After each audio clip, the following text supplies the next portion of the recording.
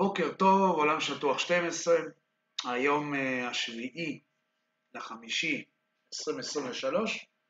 טוב, והיום אני רוצה לעשות בשבילכם למעשה סדרה, איך נקרא לזה, בתמיכה ובגניבה של הערוץ Flat Out Truth, קוראים לו. הוא נותן שם מידע, חבל על הזמן.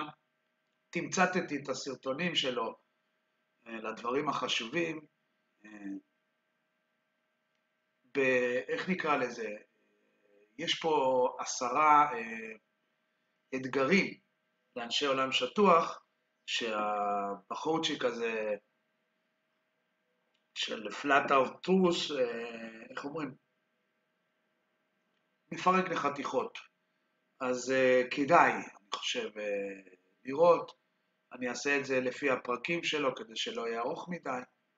כל שבוע או כל סרטון הבא הוא יהיה חדש על נושא אחר.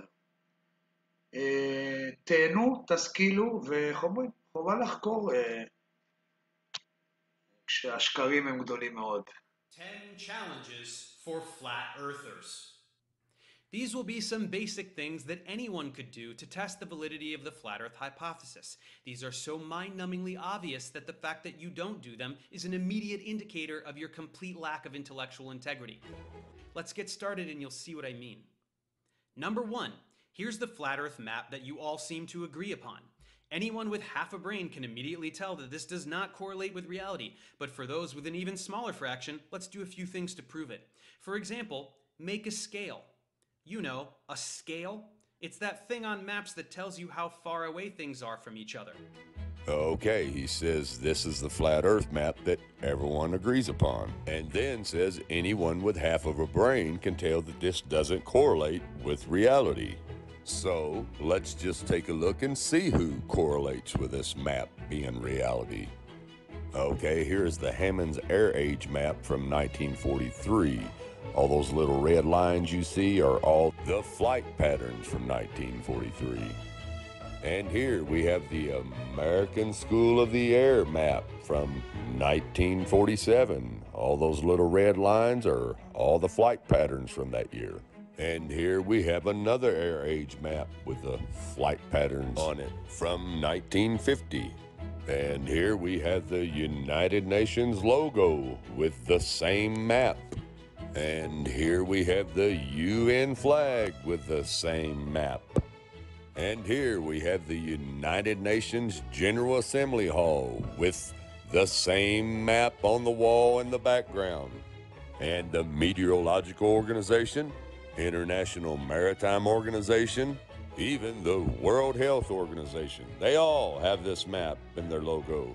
And I could go on, but the point is all these organizations and government agencies seem to correlate with this map as reality.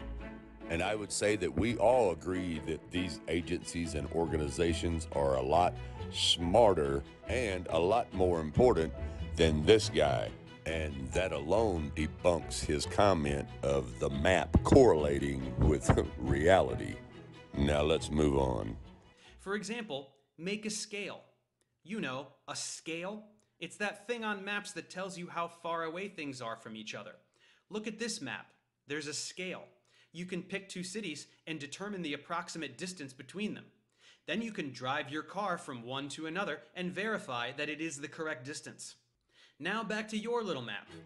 Okay, now he's talking about using a scale on a real map for distances. Now, any professor knows that any world map is not correct at all. For instance, check this out. You're telling me that Germany isn't where we think it is? Nothing's where you think it is. That's because maps are lying to you. Are you saying the map is wrong? Oh dear, yes. It's just the common belief that maps are absolute, conclusive, and indisputable. People tend to believe maps because by and large they work for them. They are accepted as fact. We see over time, we start to accept as true, even though it might not really be true, or it's just a representation of the Earth. There is, of course, the possibility that the information on a map, might be fudged. That has happened.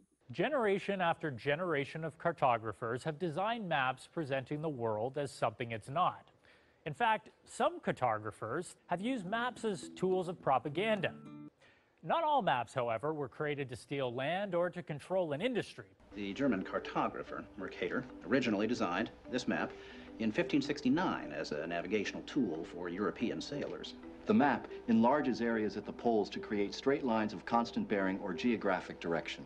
But why would seemingly loyal and dutiful maps want to betray us? It all comes down to dimensions. A three-dimensional globe cannot accurately be portrayed by a rectangular two-dimensional map.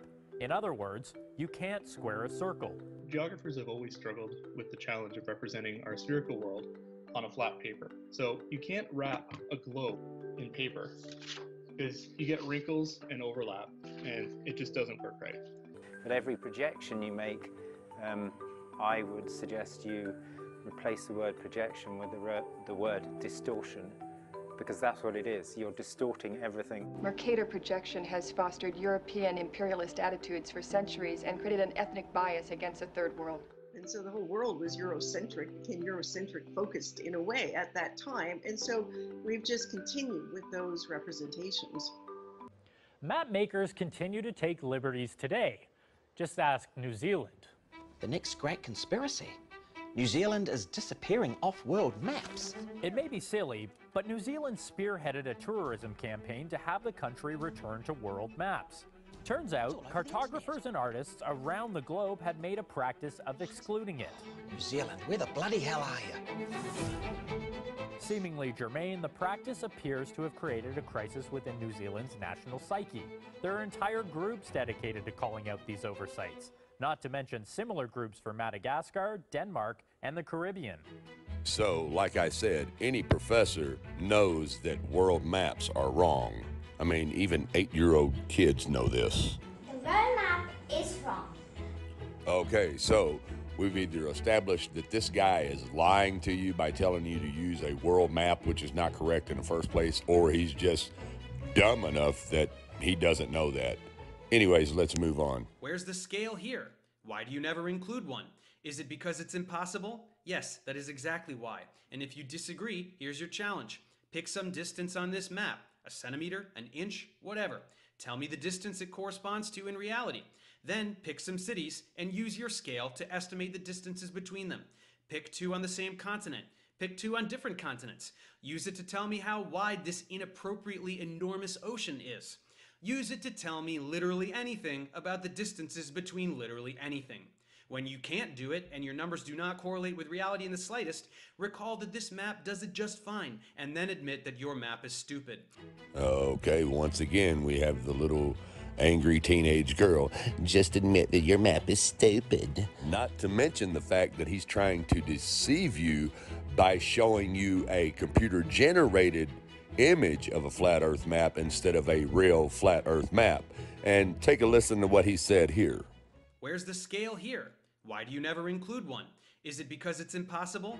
No, dumb Dave, it's not because it's impossible. It's because you are showing a computer-generated image of a flat Earth map instead of a real flat Earth map, which does have a scale on it, as you can see here. With the Gleason's New Standard Map of the World 1892, which says scientifically and practically correct as it is.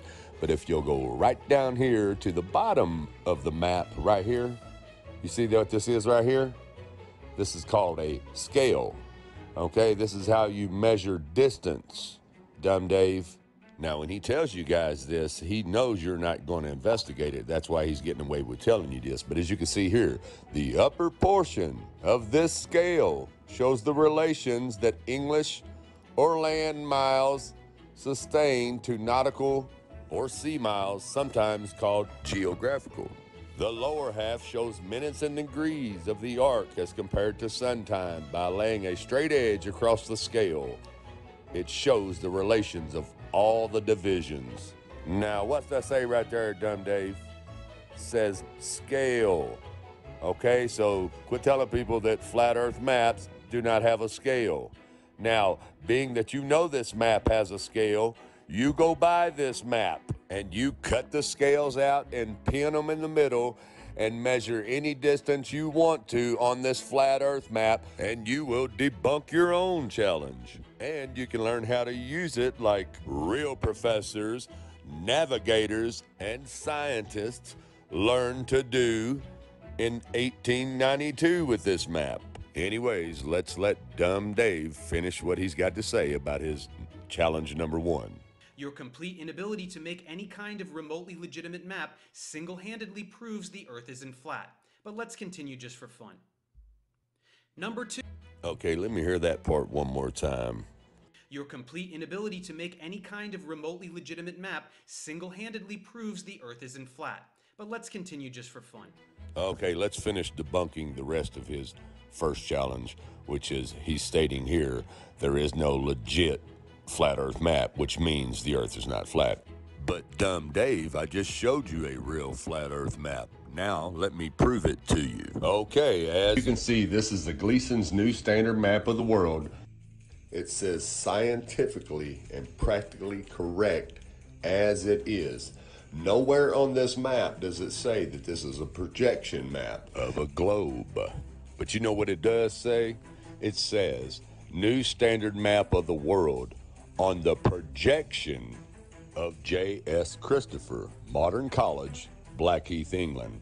Now let's go to the University of Milwaukee. Here we are, Gleason's new standard map of the world. And there's an image of the map, but let's go down here below that. Now right down here under item description, full title, Gleason's new standard map of the world on the projection of J.S. Christopher, Modern College, Blackheath, England, scientifically and practically correct as it is. Short title, Flat Earth, 1892-2013. Now, being that this specific map that I have is from the Boston Public Library, let's go to Boston's Rare Maps and see what they say about Gleason himself and J.S. Christopher, the man who made the map. Okay, Extraordinary Rare 1892 Flat Earth Map by Alexander Gleason. Now, let's stroll down here and see what we got going on. Oh, there's your scale, Dumb Dave. Even Google shows you how to use the scale on the flat earth map. Now, this is just a description of the map, which is on the map. We want to know the details behind the map, the story behind the map. So, like I was saying, as we stroll past the description of the map, what we want to do is go down here. Let me show you here. It says, things get weird, though, with the description key on the back of the map, which ends with the sentence, the demonstration has reference to either considerations, the Earth a globe or a plane. Take your choice. To make sense of all this, one must refer to Gleason.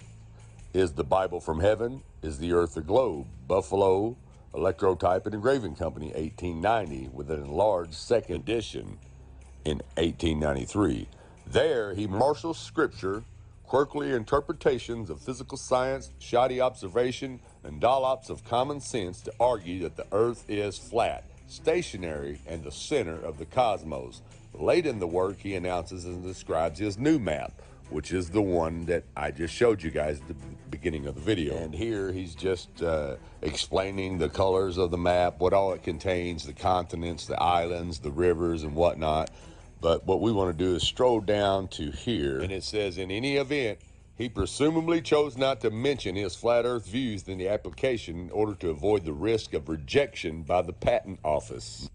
Okay, so now here we have Alexander Gleason. Let's stroll down the page here. Okay, Alexander Gleason, November 28th, 1827 to March 13th, 1909, was an American machinist and civil engineer, a proponent in his later years of flat earth theory, and in particular noted for his new standard map of the world, 1892, the one that we are speaking of, the one that I just showed you. Okay, now let's stroll down here a little further to the press coverage and see what it says. Okay, Buffalo and the Earth. An intelligent journal says the world is our oyster. Buffalo Commercial, Buffalo, New York, 7/21, November 1890. Is it any wonder that Alexander Gleason, of number 1201 Niagara Street is making an effort to prove that the earth is flat. Nowadays, nothing seems impossible to a Buffalonian. When Mr. Gleason has successfully demonstrated his theory in regard to our planet, he will doubtless take possession of the earth in the name of his native city. There was a time when Chicago waved the palm for greatest exhibition and municipal claims. The tide of empire, however, has begun to set eastward. Buffalo, the world is yours. Zetetic and theoretic defined. Buffalo Commercial, Buffalo, New York, 6/24, March 1893. Again, there has arisen in our midst with bold attack upon the present system of astronomy and geodesy, a work of surpassing magnitude by one Alexander Gleason of our own city, published by the Buffalo Electrotype and Engraving Company, and for sale by either of the above named. The work referred to bears of the title, Is the Bible from Heaven? Is the Earth a Globe? While it is manifest from a moment's glance that to the first interrogation there is no doubt in the mind of the writer as to the inspiration of the word. In regard to the second, if the diagrams and statistical measurements are correct, there remains some hard-shelled nuts for our scientists to crack. So, people, as you can see, Alexander Gleason was a flat earther, and without a shadow of a doubt, this is his flat earth map, and I just gave you the history of the flat earth map and Mr. Gleason. Now let's move on to J.S. Christopher. The subtitle of Gleason's map credits the projection to J.S. Christopher of Modern College, Blackheath. Okay, now let's stroll down and see about Christopher. It says he was born 1805 in Dartmouth, Devon, was a merchant active in the East, blah, blah, blah, blah, blah. Now, at some time in life, Christopher got hooked on Samuel Burley Rowbotham's Zetetic Astronomy.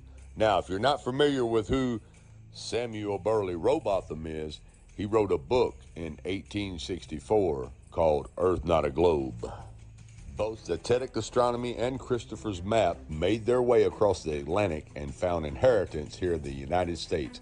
Alexander Gleason among them. Somehow Gleason got hold of Christopher's map and republished it. Not once, but twice. And if you look a little further down, it says Gleason's 1885 flat earth map is so rare that only images I find are reproductions such as this one on eBay. His second map of 1892 offered here is almost equally rare. So now that we have established that this is a map of a flat earth, through detailed research that I just showed you and showed you how Alexander Gleason and J.S. Christopher are both flat earthers, and this is their flat earth map. And even the pretty lady here on the news will tell you it's not a projection map of the globe, it's a flat earth map with the North Pole in the center and the ice walls holding everything in. Check it out. The curving horizon, the sloping sea level, the spin of the Earth. Unless you can see these phenomena with your own eyes, they may not be true. Unlike what we've been told in school, the Earth looks like a snow globe, round but not sphere.